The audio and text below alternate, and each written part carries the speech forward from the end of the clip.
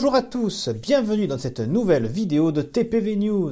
Après un petit passage en Allemagne, on va revenir en France pour voir la nouveauté 2018 du Futuroscope, la Sébastien Loeb Racing Experience. En fait, des nouveautés, il y en a deux, mais une seule est vraiment innovante. J'ai déjà parlé de cette attraction il y a quelques mois en me basant sur le dossier technique de travaux. Mais comme son ouverture est maintenant imminente et que nous avons toutes les informations utiles, il est normal de reprendre ce sujet et de voir ce qui est réellement prévu, quitte à reprendre les infos vues la dernière fois. Déjà, sa localisation. L'attraction prend la place du 8e continent Le Jeu, lui-même ayant remplacé le cinéma circulaire. On est donc au pied de la Girotour et à 2 pas du lac aux images, où a lieu le spectacle nocturne La Forge aux étoiles chaque soir de la saison, soit une position on ne peut plus centrale dans le parc. Ensuite, la technologie utilisée.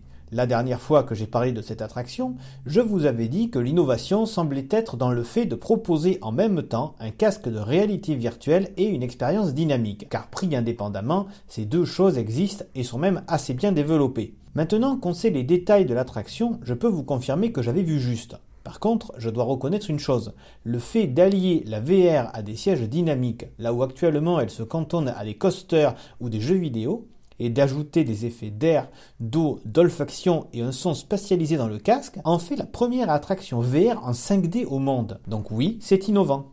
Nous sommes donc assis dans un simulateur électrodynamique articulé sur 6 axes et prenant la forme d'un siège baquet comme dans les rallyes.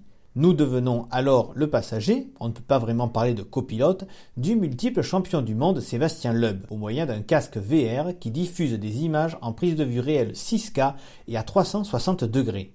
Autrement dit, on ne peut pas être plus immergé à moins d'être vraiment dans la voiture.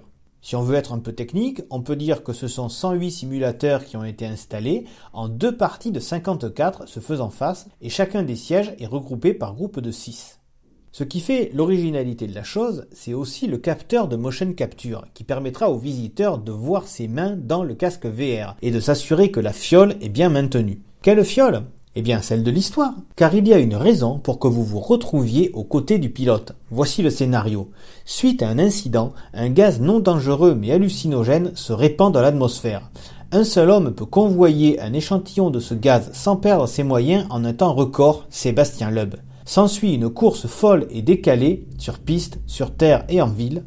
Les événements vont s'enchaîner à un rythme d'enfer pour faire vivre aux spectateurs une expérience inoubliable. Ainsi donc sur votre siège est fixé une sorte de petit tube symbolisant la fiole qu'il va falloir tenir fermement pendant le film afin que notre vision des choses ne s'en trouve altérée. Il y a donc un challenge supplémentaire. Pour terminer avec la technique, on annonce un débit horaire de 650 visiteurs à l'heure.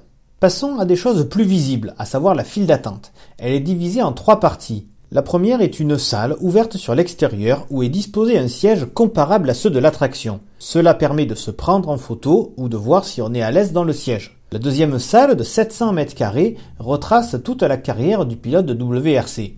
On trouvera divers éléments de thématisation ou encore d'autres éléments interactifs pour patienter d'une manière plus ludique.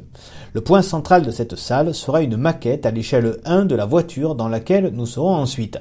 Je parle de maquette car en fait cette voiture est dépourvue de moteur.